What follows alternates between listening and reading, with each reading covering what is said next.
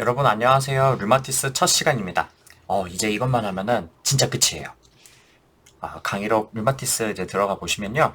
병 종류 엄청 많은 것처럼 나와 있는데 각각은 좀 짧아요. 그래서 강의 수도 그렇게 많지 않을 것 같고 한 과목 하나, 강의 하나하나도 그렇게 길 것 같지 않으니까 너무 걱정 안 하셔도 되고 가볍게 들으시면 됩니다.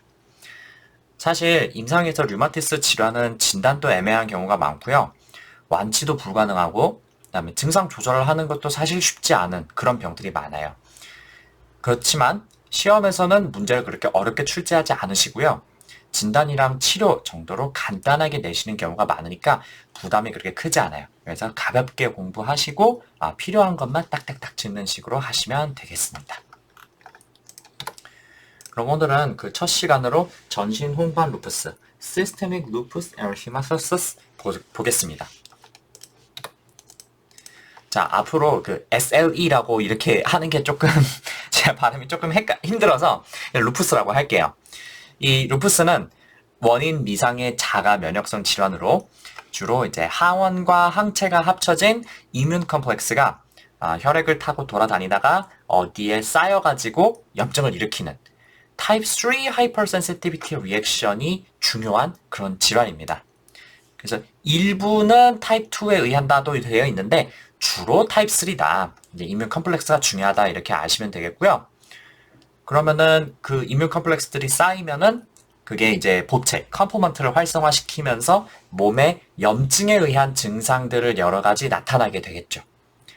그래서 우리는 어떤 사람한테서 루푸스를 의심할 수 있을까? 이거부터 먼저 보도록 합시다. 대부분의 자가 면역 질환들이 그렇지만요. 루푸스는 특히 가임기 여성에게서 흔히 발생하는 질환입니다.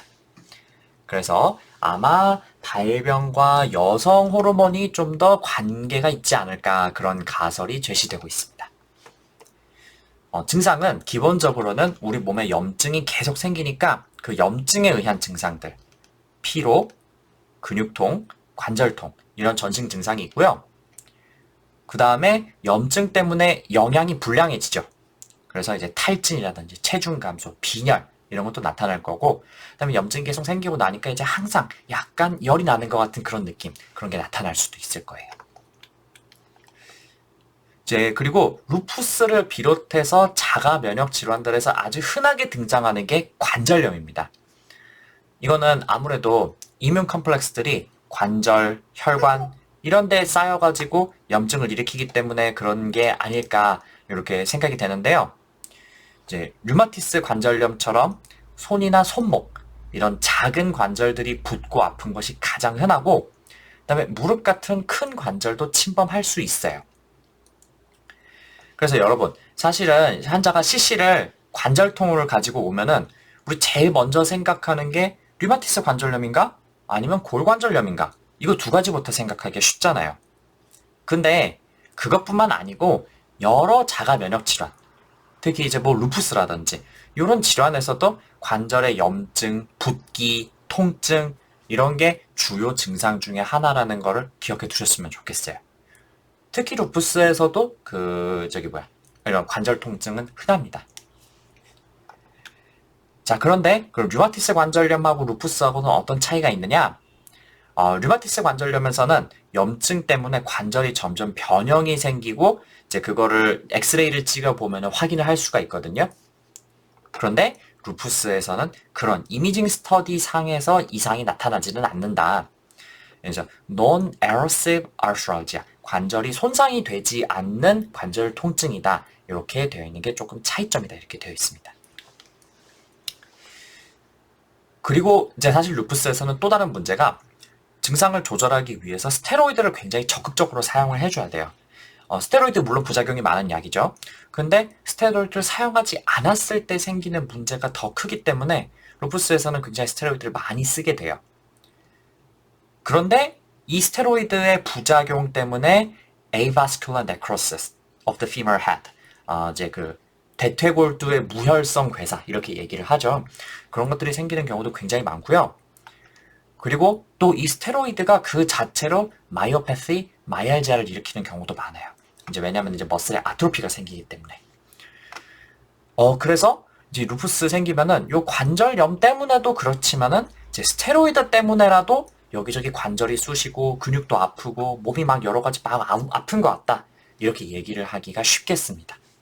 굉장히 힘든 병이죠. 근데 루푸스 하면은 사실 우리가 제일 먼저 생각나는 증상은 역시 피부 증상입니다. 피부에 요 사진처럼 여러 군데 염증이 생기면서 빨갛게 달아오르는데요.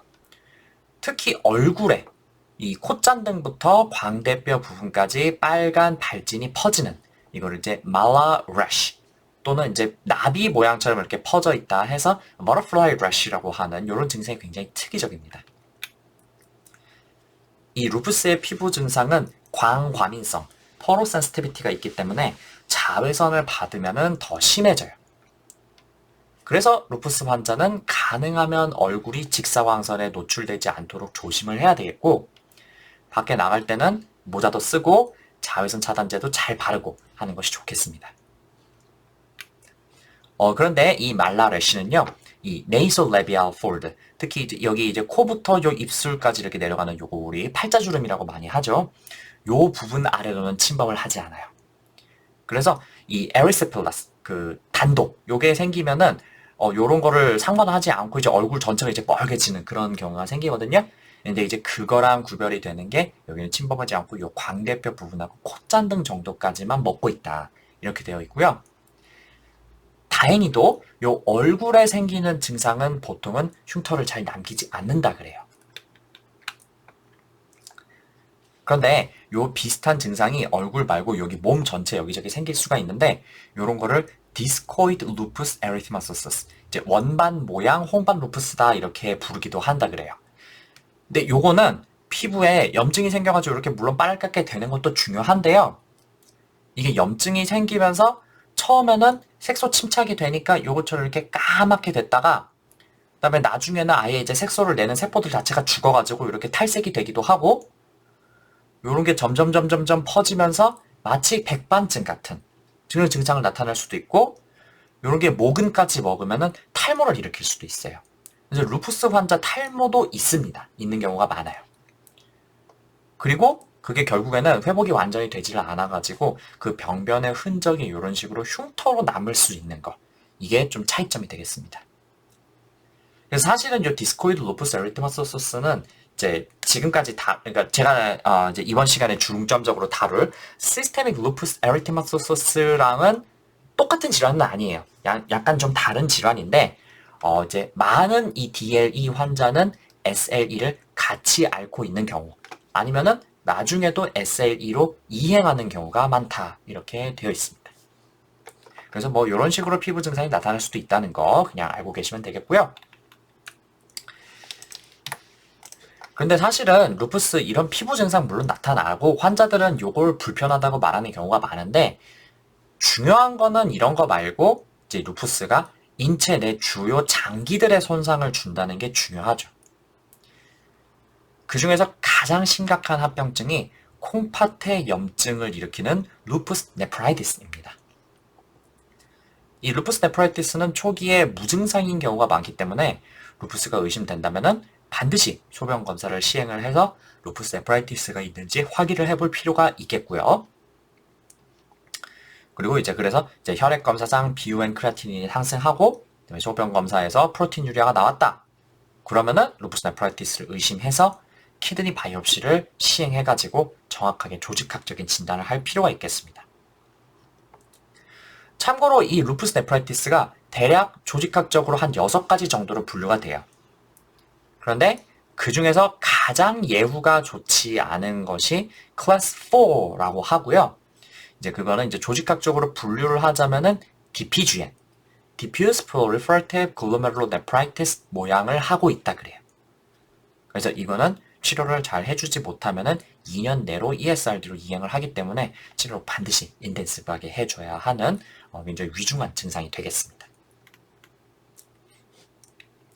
신경학적인 증상도 일으킬 수가 있는데요. 이런 거를 CNS 루푸스라고 하고요. 원인은 이제 CNS에 염증이 생겨서 그런 걸 수도 있고 그 다음에 이제 루푸스가 생기면은 이제 hypercoagulability, 그러니까 혈액의 응고가 잘 될 수가 있어서 이제 blood clot이 막 생기고 스럼보시스가 생기고 그럴 수가 있거든요. 그래서 그런 것들이 혈관을 막 돌아다니다가 혈관을 턱 막아버릴 수도 있는데 이제 그런 것 때문에 생긴 걸 수도 있으니까 우리가 기전을 잘 감별을 해서 맞는 치료를 해주는 것이 중요하겠네요. 양상은 cognitive dysfunction, 이제 psychosis 뭐 이런 것들 이게 다양하고요. 심하면은 이제 뭐 seizure를 할 수도 있는데 이제 generalized tonic-clonic seizure 같은 형태로 나타날 수도 있겠습니다. 이때 만약에 CSF 스터디를 하면요. WBC랑 프로틴이 약간 오르고 WBC는 대부분 림포사이트의 형태로 나오는데 균은 전혀 나오지 않는 서버큐트하고 마일드한 인플라메이션이 있는 것을 확인을 할 수가 있겠습니다. 또 그리고 루푸스는 혈관의 폐쇄랑도 관련이 있어요. 이제 한 가지 원인은 Antiphospholipid Syndrome이라고 하는 이제 혈관 내에서 이제 스롬보시스가 자꾸 생기는 그런 질환 때문에 이렇게 되는 걸 수도 있고요. 아니면은 혈관을 비롯해서 이제 엔도카르디움이나 엔도텔리움의 염증이 생기는 바스큘라이티스 때문에 이렇게 되기도 합니다. 그래서 어쨌든 그런 것 때문에 혈관이 막히면은 그런 게 이제 스트로크나 아니면은 마이오카르디얼 인팍션으로 이어지기도 합니다.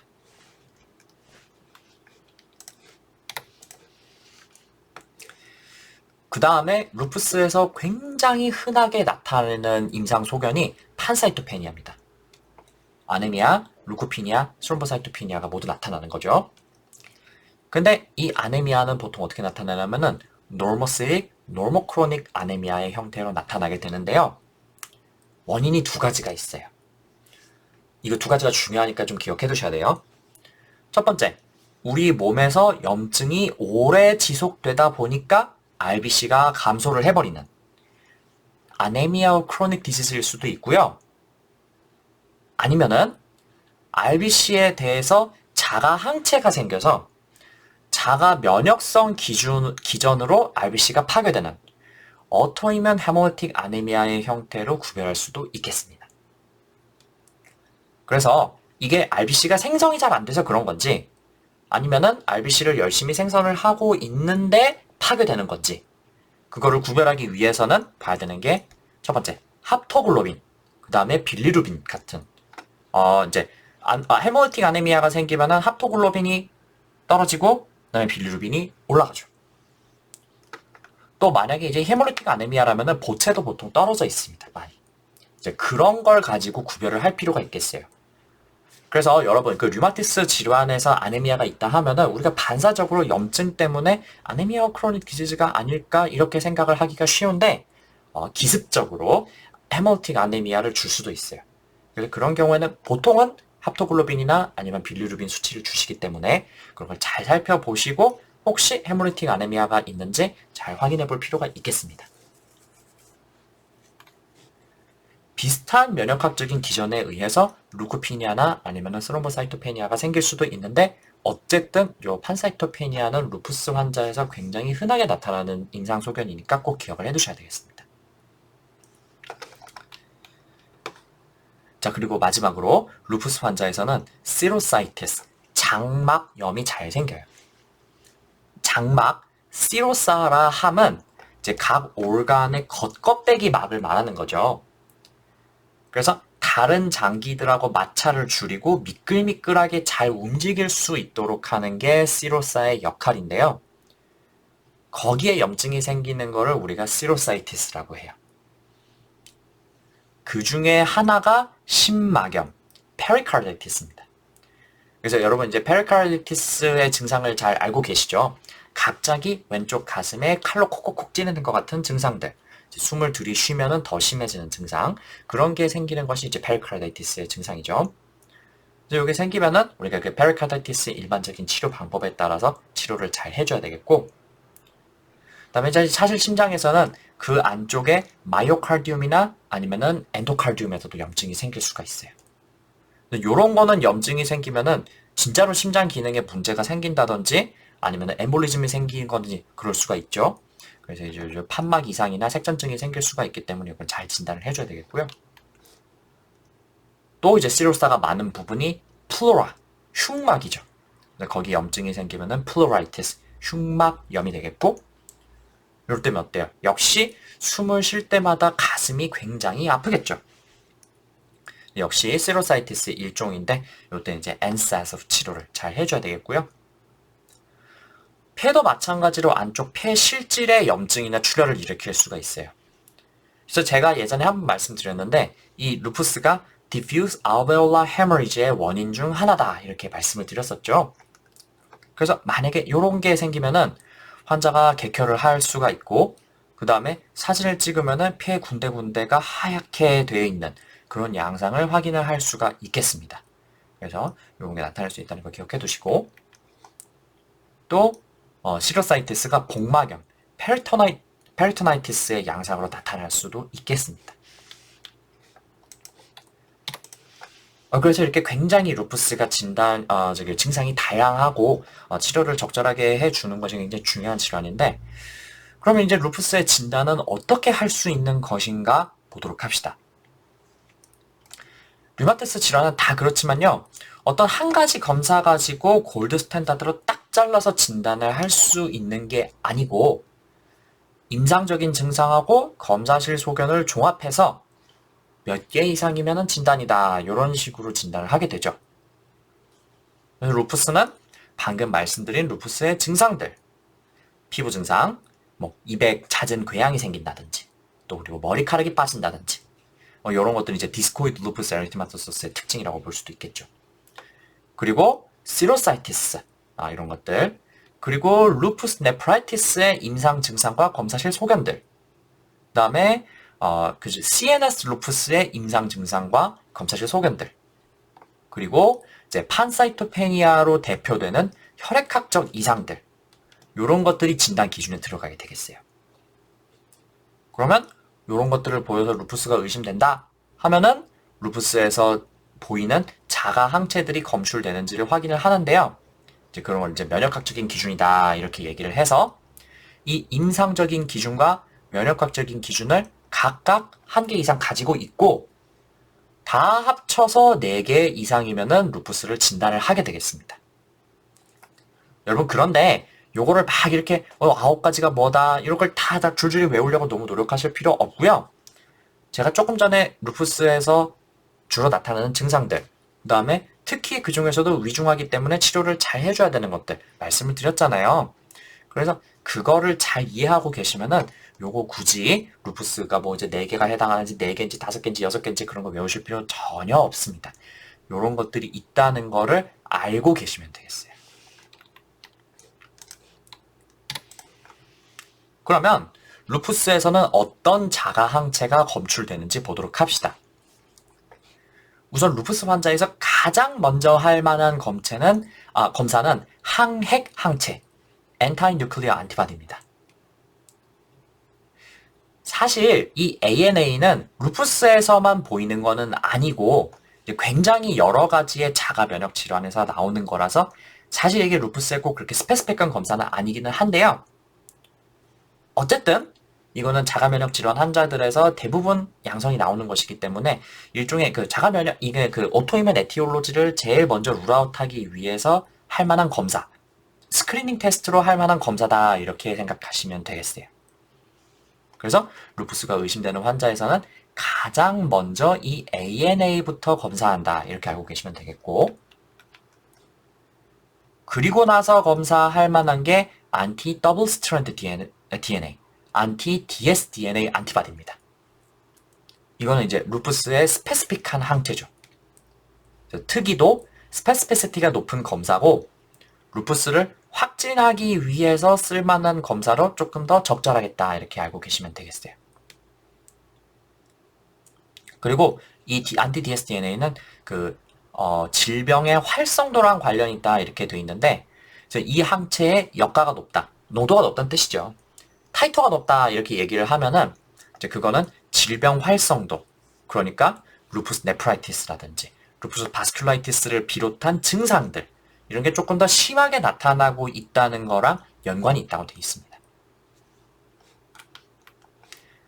또 많이 하는 검사가 안티 스메스, 안티 SM이라는 항체입니다. 역시 진단 기준에 포함되는 항체인데요. 요거는 이제 안티 dsDNA랑은 다르게 질병 활동도랑은 무관하다 이렇게 되어 있습니다. 참고로 헷갈리시면 안 되는 게 오토이뮨 헤파타이티스에서 나오는 항체로 안티 스무스 머슬 안티바디라는 게 있어요. 그래서 요거 안티 스무스 머슬 이걸 이제 떼가지고 안티 SM 이렇게 얘기하는 사람들 있거든요. 근데 이거랑 요 안티 스미스랑은 완전 다른 겁니다. 헷갈리지 마시고요. 그래서 원칙적으로는 이 ANA로 선별 검사를 하고 그 다음에 이제 그게 양성이 나오면은 안티 dsDNA라든지 안티 스미스를 추가 검사로 하고 그리고 이제 다른 검사들도 좀 해보고 이렇게 순서대로 하는 게 맞는데 이제 미국처럼 의료비가 비싸고 검사비가 비싸고 그런 나라면은 그렇게 하겠지만 이제 우리나라 같은 곳에서는 그렇게 하려면은 환자가 피도 여러 번 뽑아야 되는데 그렇다고 검사비를 엄청 세이브할 수 있는 것도 아니고 그렇잖아요. 그래서 보통은 이제 이 ANA랑 안티 dsDNA, 안티 스미스 요 세 가지 검사를 같이 내게 되겠습니다. 그래서 요 세 가지가 루푸스의 진단에 가장 중요한 그런 항체라고 볼 수가 있겠고요. 또 할 만한 검사로 첫 번째가 흔히 하는 게 안티포스폴리피드 안티바디라는 게 있는데 요거는 안티포스폴리피드 신드롬 APS라는 질환하고 관계가 있습니다. 그래서 그 APS가 도대체 뭐냐? 그거는 다음 시간에 조금 더 자세하게 말씀드릴 텐데 어쨌든 안티포스폴리피드 안티바디라는 거를 루푸스에서도 흔하게 검사한다. 기억해 두시고 그 다음에 안티로, 안티라라는 검사도 할 수가 있는데 이 중에서 안티로라는 항체는요. 루푸스 환자가 임신을 할 수 있잖아요. 근데 임신을 했을 때 신생아한테도 그게 영향을 미칠 수가 있거든요. 그때 나타날 수 있는 합병증이 congenital heart block이라는 게 생길 수가 있어요. 그래서 요 congenital heart block이랑 안티로가 관계가 있다 이렇게 되어 있습니다. 기억해 두시고 그 다음에 특정 약제에 의해서 이 루푸스 같은 증상이 나타날 수가 있는데요. 그거를 우리가 drug-induced lupus라고 합니다. 근데 이 drug-induced lupus는요, 좀 특이한 항체, 안티히스톤 안티바디라는 것이 양성이 나온다 그래요. 그래서 증상 자체는 일반적인 루푸스랑 비슷하거든요. fever, malaise, arthralgia, cellulitis, 피부 증상 이런 것들이 다 나타나는데 이제 갑자기 어떤 특정한 약을 먹기 시작한 시점부터 그게 갑자기 시작된 것 같다. 그러면 drug-induced lupus가 의심되겠죠. 그럴 때 할 만한 검사가 이 안티히스톤 안티바디가 되겠습니다. 그러면 어떤 약이 루푸스를 일으키느냐? 부정맥제인 프로카이나마이드, 그 다음에 고혈압제인 그 하이드랄라진, 그 다음에 페니실라민이라는 약도 있고, 그 다음에 이제 아이소나야제, 페나이토인 이런 약이 drug-induced lupus를 일으킬 수 있다 이렇게 되어 있습니다. 그래서 사실은 이게 이제 많이 쓰는 약들이 별로 없기 때문에 많이 쓰는 약들 물론 있는데 이 drug-induced lupus라는 게 이제 시험에 그렇게 자주 나오던 주제는 아니었거든요. 근데 요즘에는 국시가 점점 어려워지면서 이게 종종 나와요. 그래서 그럴 때는 이제 이 안티히스톤 안티바디를 측정을 해야 된다는 거, 어떤 약에서 그렇게 된다는 거, 요거를 기억을 해 두셔야 되겠어요. 나올 수가 있어서.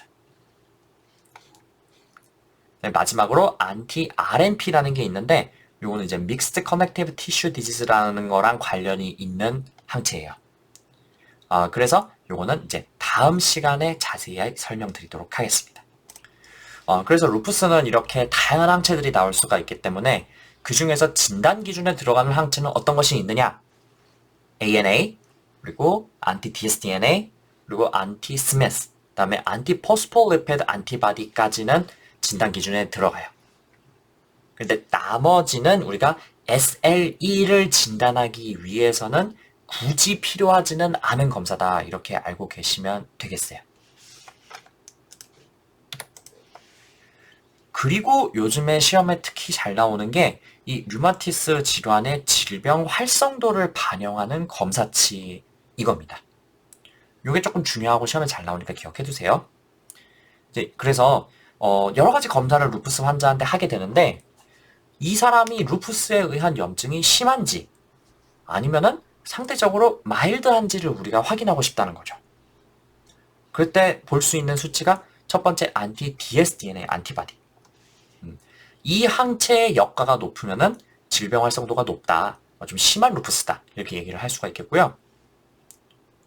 또 그 다음에 보체가 많이 감소해 있다.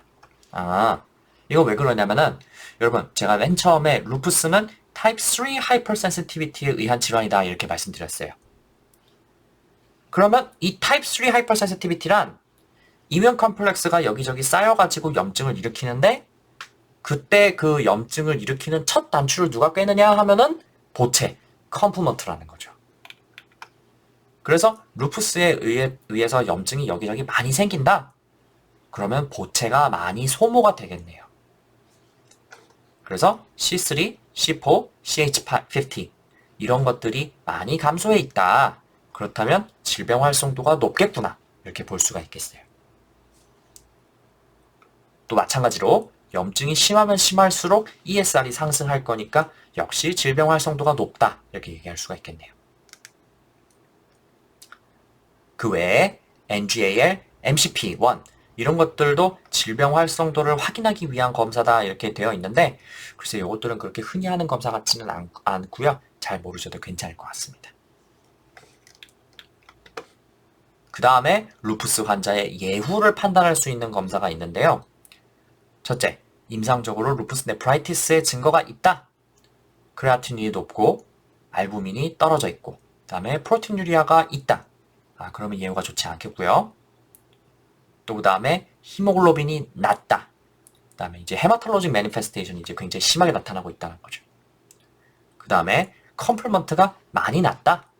염증이 심하다는 뜻이고 그 다음에 안티포스폴리피드 안티바디가 있다. 이것도 역시 이제 예후가 좋지 않겠구나 이거를 판단할 수 있는 수단이 되겠어요.